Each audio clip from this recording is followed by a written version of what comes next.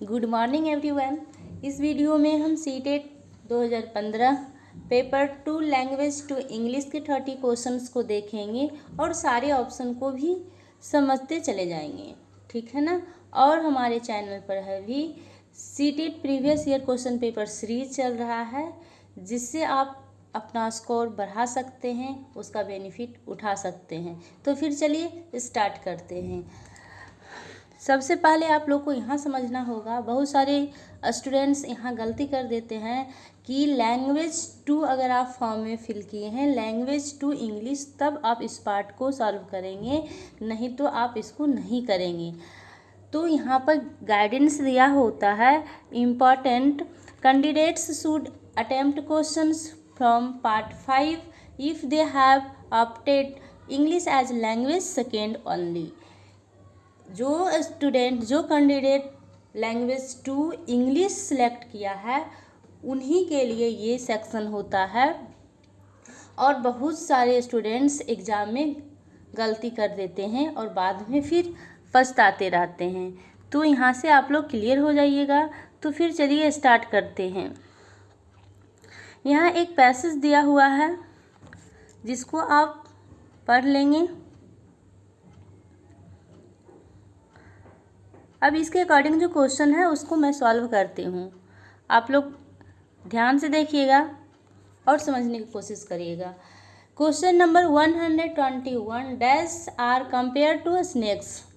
क्या चीज़ से स्नेक को कंपेयर किया गया है? तो इस पैसेज के अकॉर्डिंग स्नेक को लॉन्ग नेक्स ऑफ कैमल से कंपेयर किया गया है, इसलिए जो सही ऑप्शन होगा वो थर्ड होगा।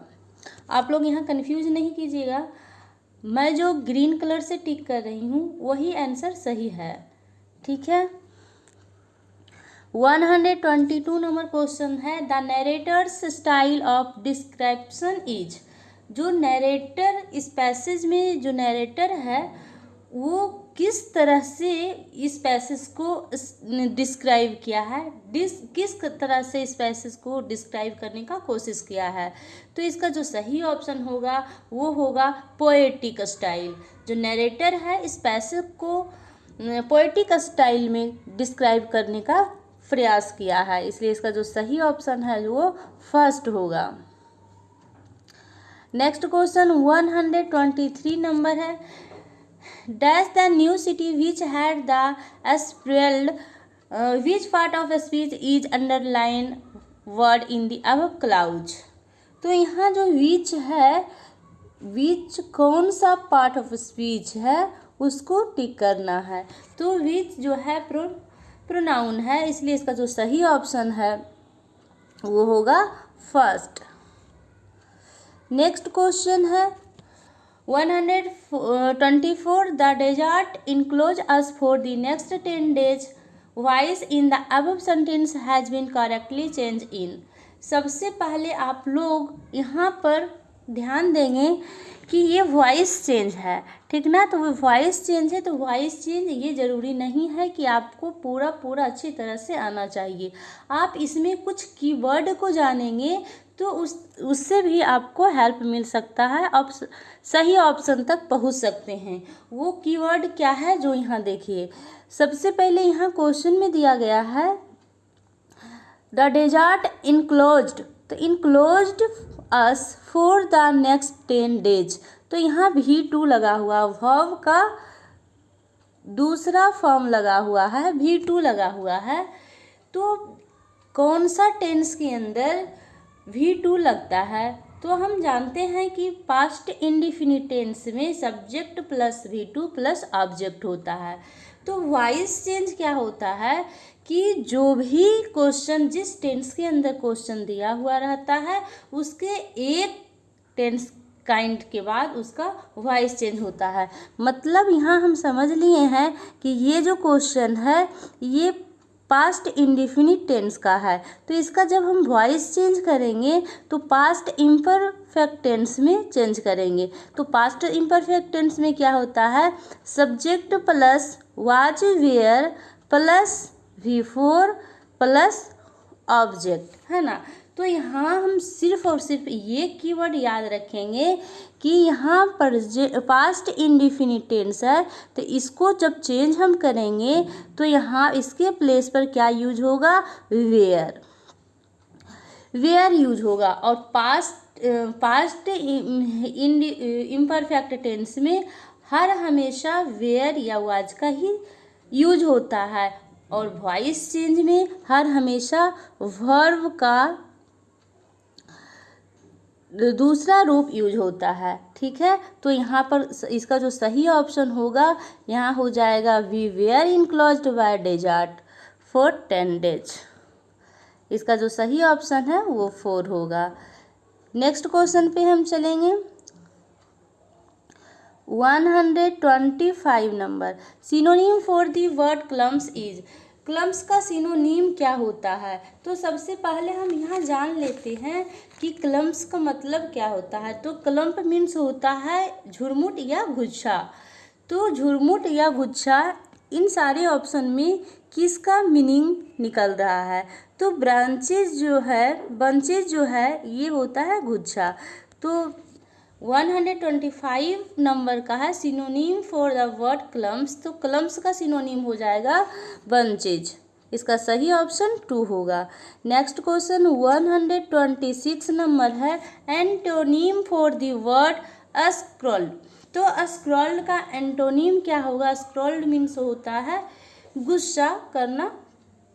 तो गुस्सा करना इसका अपोजिट क्या होगा? तो स्माइल। इसका सही ऑप्शन होगा 4। नेक्स्ट क्वेश्चन है 127, the desert looked like a lion because both hair. Desert जो था वो लायन जैसा दिख रहा था, क्योंकि दोनों का जो कलर था सेम था। तो यहाँ जो सही ऑप्शन होगा ऑफ द सेम कलर, वे दोनों का जो कलर था सेम था, इसलिए दोनों एक जैसा दिख रहा था। 128 नंबर क्वेश्चन है the only object that actually broke the monotony of the vast desert where. तो only objects that actually broke the monotony of the vast desert where, इसका जो सही ऑप्शन होगा वो होगा 2, clumps of the scrub here and there. इसका सही option होगा 2, clumps of the here and there. Next question है 129, between the fort and the desert there is are. तो डेजर्ट और फोर्ट के बीच में क्या था? डेजर्ट और फोर्ट के बीच में क्या था? 2 सिटीज था। तो इसका जो सही ऑप्शन होगा वो फर्स्ट होगा कि डेजर्ट और फोर्ट के बीच में 2 सिटी था। नेक्स्ट क्वेश्चन देखेंगे 130 नंबर क्वेश्चन है। इससे पहले एक पैसेज दिया हुआ है, आप इसको अच्छी तरह से पढ़ लीजिएगा और इसके अकॉर्डिंग जो क्वेश्चन है उसको हम देखेंगे। यहाँ से 130 नंबर क्वेश्चन है, people in the developed nation eat very little of. जो डेवलप नेशन के पीपल होते हैं वो बहुत कम खाते हैं। तो जो डेवलप नेशन पीपल होते हैं वो बहुत कम खाते हैं। क्या चीज़ बहुत कम खाते हैं? तो सीरियल्स। ये पैसेज के अकॉर्डिंग है, ये कह रहा है कि डेवलप नेशन के जो आदमी होता है वो बहुत कम खाता है सीरियल्स को, अनाज को। नेक्स्ट क्वेश्चन 131 नंबर क्वेश्चन है, dash do not play the great role in the providing food और to the dining table in develop nation. तो डेवलप नेशन में डाइनिंग टेबल्स में जो डेवलप नेशन का जो ग्रेट रोल होता है वो फूड जो प्रोवाइड किया जाता है इनमें से किसका होता है, किसका बहुत कम होता है? तो डेवलप नेशन के अंदर जो डाइनिंग टेबल पे फूड प्रोवाइड किया जाता है उसमें सुपरमार्केट का रोल सबसे कम होता है। बाकी 3 जो ऑप्शन है ये सारा का रोल बहुत ज़्यादा होता है, इसके बिना काम नहीं हो पाएगा। फार्म लेबर्स होता है जो कि हमारा फूड का जितना भी है उसका प्रोसेसिंग फील्ड से लाना, उसको फिर ये गेहूँ और धान वगैरह वगैरह चावल निकालना, तो आटा निकालना, इस तरह से ये सब प्रोसेसिंग में लेबर्स काम करते हैं। और एग्रीकल्चर्स मशीन भी इन्वॉल्व होता है और फार्म्स भी इन्वॉल्व होता है, इसलिए जो सबसे कम रोल है वो सुपरमार्केट्स का है। 132 नंबर क्वेश्चन है, सिनोनिम फॉर द वर्ड वोसिफियरसली। तो वोसिफियरसली का जो सिनोनिम है वो क्या होगा? वोसिफियरसली का सिनोनिम क्या होगा? तो सबसे पहले हम जानें कि ये वर्ड वोसिफियरसली है वो कौन सा है। ये एडवर्ब है। तो वोसिफियरसली का मतलब होता है चिल्लाते हुए, मीन्स कर्कश साउंड। तो कर्कश साउंड का सिनोनिम क्या होगा? तो स्ट्रेडेंटली होगा। इसका भी मतलब होता है लाउड साउंड से। तो इसका जो सही ऑप्शन होगा वो 4 होगा। Next question 133 number, antonym for the word modest here is. तो यहाँ पर मोडेस्ट का जो एंटोनिम है वो क्या होगा? मोडेस्ट मीन्स होता है बहुत अधिक नहीं, मतलब कम। तो लार्ज मीन्स होता है ज़्यादा। इसका एंटोनिम अपोजिट क्या हो जाता है? लार्ज। तो इसका जो सही ऑप्शन होगा वो 4 होगा। नेक्स्ट क्वेश्चन है, how do the rich countries use most of their surplus wheat and mine's. तो जो रिच कंट्री होता है वो अपनी ज़रूरत पूरा करने के बाद भी व्हीट और माइज को बचा लेता है। वो कैसे बचा लेता है? तो इसका जो सही ऑप्शन होगा वो होगा first, they feed there cattle and poultry. वो अपना केटल और पोल्ट्री का यूज करता है, खाता है, इसलिए उसका जो माइज है और व्हीट है वो बच जाता है। नेक्स्ट क्वेश्चन है 135 नंबर, how do they benefit from such a use. How do they benefit from such a use. इसका सही ऑप्शन होगा first, the surplus does not get wasted. इसका जो सही ऑप्शन है वो फर्स्ट है। 136 number, answer the following questions by selecting the most appropriate option. जो सबसे मोस्ट अप्रोप्रिएट ऑप्शन है उसको सिलेक्ट करना है। A task in task based language learning is. तो a task in task based language is क्या है? तो ये a piece of work which involves engagement with the language. एक ऐसा काम है जिसमें क्या होता है? भाषा में इंगेज होता है, इसलिए इसका जो सही ऑप्शन होगा वो 2 होगा। Next question 137 number, what are the other skills of language apart from the listening, speaking, reading and writing. तो ये जो लैंग्वेज स्किल का एक पार्ट है फ्रॉम लिसनिंग, स्पीकिंग, रीडिंग और राइटिंग, ये किसका पार्ट है? तो ये है थिंकिंग एंड रीजनिंग का पार्ट है। इसका जो सही ऑप्शन होगा वो 3 होगा। नेक्स्ट क्वेश्चन है 138, which one of the following considers word and word chunks as the basis for the language learning.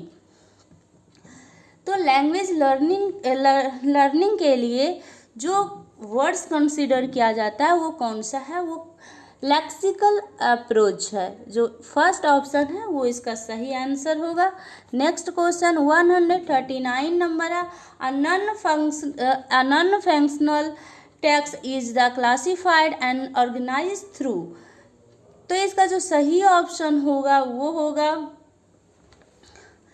इसका जो सही ऑप्शन होगा वो होगा 139 का 2 होगा, central theme and meaning. A non-fictional text is classified and organize through central theme and meaning, जो उसका थीम होता है और उसका मीनिंग होता है उसके द्वारा उसको क्लासिफाइड किया जाता है। इसलिए इसका जो सही ऑप्शन है वो ट्रू है। 140 नंबर है, विच one of the following is note a poetic device. इनमें से कौन सा एक ऑप्शन है जो पोएटिक डिवाइस नहीं है। तो इसका जो सही ऑप्शन होगा वो होगा 3।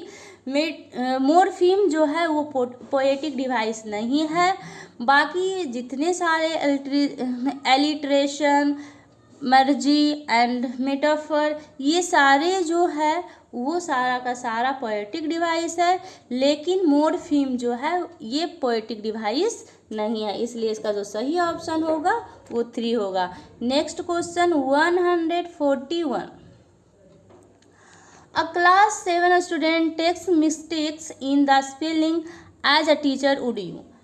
आपके क्लास में एक स्टूडेंट 7 क्लास का है, वो स्पेलिंग मिस्टेक करता है, तो आप क्या करेंगे। इसका जो सही ऑप्शन है वो होगा 2।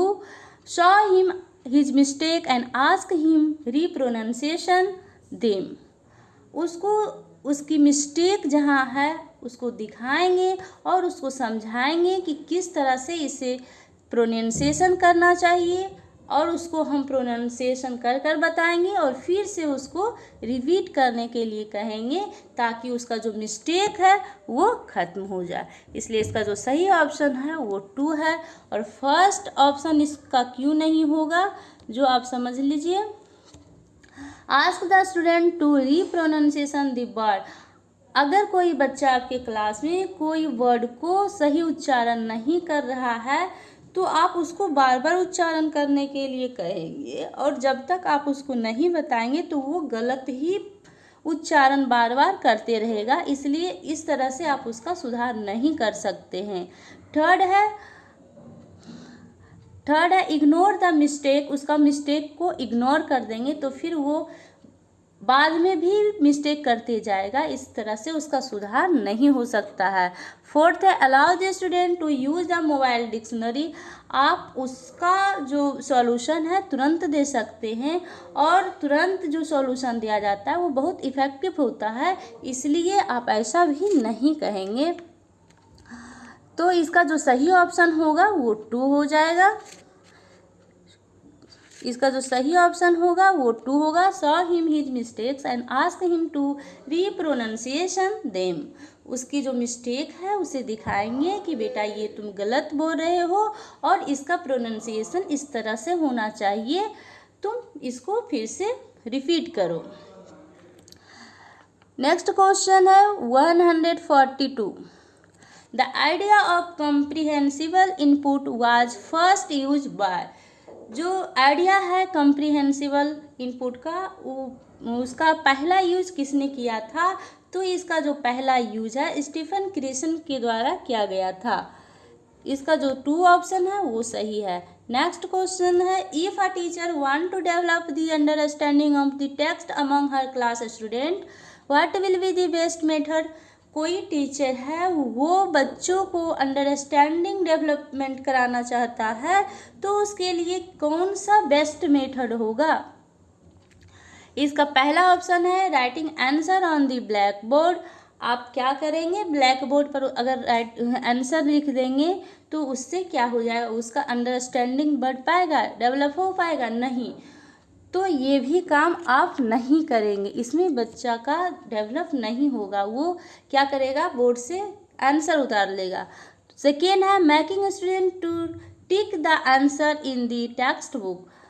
स्टूडेंट्स को टिक द आंसर है टेक्स्ट बुक में उसको बनवाएंगे, उससे भी उसका जो कॉन्सेप्ट है वो डेवलप नहीं होगा। टिक द आंसर जो है वो एक तरह से मेमोराइज करने का है कि आप कम समय में कितना सटीक आंसर को मेमोराइज कर रहे हैं। डेवलप करने का वो तरीका नहीं है। थर्ड है asking student to pay attention in classroom. Student को कहेंगे कि क्लासरूम में ध्यान से रहिए। सिर्फ क्लासरूम में ध्यान से रहने के लिए कहने से उसका अटेंशन अंडरस्टैंडिंग डेवलप नहीं हो जाएगा। जब तक न बच्चा आपसे क्वेश्चन नहीं करेगा और आप उसका आंसर नहीं देंगे और आप भी उससे क्वेश्चन नहीं पूछेंगे, तब तक उसका डेवलपमेंट नहीं होगा। इसलिए अंडरस्टैंडिंग डेवलपमेंट कराना है तो बच्चों को आस्किंग क्वेश्चंस पूछना चाहिए। इसका जो सही ऑप्शन होगा वो 4 होगा। क्वेश्चन पूछने से क्या होता है कि हमें भी पता चलता है कि बच्चा ने कितना अंडरस्टैंड किया है। इस तरह से इसका जो सही ऑप्शन है वो 4 है। नेक्स्ट क्वेश्चन है 144 number. A teacher found an advertisement pamphlet for the sale of biscuits. She used it for the reading and speaking activities in her class. What do you call the pamphlet? एक teacher है जो एक advertisement pamphlet का sale for biscuit के लिए use कर रहा है। तो she use for it the reading and speaking activities in her class, और उसमें जो है उसकी स्पीकिंग और रीडिंग एक्टिविटीज़ भी हो रहा है, उसके लिए कर रहा है। तो what do you call the pamphlet? तो वह जो पम्फलेट है वह क्या चीज़ का एक, उसे आप क्या कह सकते हैं, वह क्या चीज़ का एक एग्जाम्पल है? तो ये है रियलिया का, क्योंकि पम्फलेट का जो एडवर्टाइजमेंट होता है वो बिस्किट्स के पम्फलेट पे लिखा हुआ है, एक सचमुच में वो पम्फलेट जैसा है, एडवर्टाइजमेंट जैसा है, इसलिए इसका जो सही ऑप्शन होगा वो 4 होगा। नेक्स्ट क्वेश्चन है 145। The communicative approach to the teaching of language is related to. तो कम्युनिकेटिव अप्रोच जो है टीचिंग ऑफ लैंग्वेज से रिलेटेड है, कैसे? इसका जो सही ऑप्शन होगा वो 3rd होगा। Honing the ability of listening, speaking, reading, writing and meaning making. इसका जो सही ऑप्शन होगा वो 3 होगा। नेक्स्ट क्वेश्चन है 146। While reading a text which one of the among the following can help student understand the relation between the part of speech. जब आप text पढ़ाते हैं तब इससे स्टूडेंट का अंडरस्टैंडिंग रिलेशन बिटवीन किस पास, तो इससे रिलेशन बनता है कौन सा पार्ट ऑफ स्पीच से इसका रिलेशन बनता है, पार्ट्स ऑफ सेंटेंस से इसका रिलेशन बनता है। तो ये होगा वर्ब से बनता है, क्योंकि कोई भी टेक्स्ट में ज़्यादा से ज़्यादा वर्ब का यूज होता है, इसलिए इसका जो रिलेशन है, इसका जो डेवलपमेंट होगा वो वर्ब का होगा, यानी उसका वर्ब अंडरस्टैंडिंग होगा। Next question 100। What is the status of English in India? It is. तो इंग्लिश का इंडिया में क्या स्टेटस है? इसका जो सही ऑप्शन होगा वो 4 होगा, an associate official language. Next question 148। Observation on a students special academic ability includes. जब आप किसी स्टूडेंट्स का स्पेशल शैक्षणिक एबिलिटी का ऑब्जर्वेशन कर रहे हैं, अवलोकन कर रहे हैं, तो इसमें कौन सी जो एक प्रक्रिया होगी जो सही होगा? तो pay more attention to the area of his interest. तो हमें ये ध्यान देना होगा कि उसका जो इंटरेस्ट है सबसे ज़्यादा किस एरिया पर है, क्योंकि हम उसका स्पेशल एबिलिटी का ऑब्जर्व कर रहे हैं, इसलिए जो सही ऑप्शन होगा 4 होगा। नेक्स्ट क्वेश्चन है 149। आ फोनोनीम इज। तो फोनोनीम जो होता है वो साउंड से रिलेटेड होता है, तो फोनोनीम क्या है? तो साउंड वोवेल साउंड है। इसका जो सही ऑप्शन होगा वो 3 हो जाएगा। नेक्स्ट क्वेश्चन है 150 number. Which one of the following is not a prescribe level of teaching. इनमें से कौन सा जो है कि शैक्षणिक लेवल, शैक्षणिक स्तर का निर्धारित नहीं करता है? तो इसका जो सही ऑप्शन होगा वो फर्स्ट होगा। डिफरेंटिएशन जो है वो शैक्षणिक स्तर को निर्धारित नहीं करता है। और बाकी जो 3 ऑप्शन है वो सारे ऑप्शन शैक्षणिक स्तर को, टीचिंग लेवल को प्रिस्क्राइब करता है, निर्धारित करता है। रिटेंशन, अंडरस्टैंडिंग, मेमोरी, ये सारे जो है शैक्षणिक स्तर से रिलेटेड है। लेकिन डिफरेंशिएशन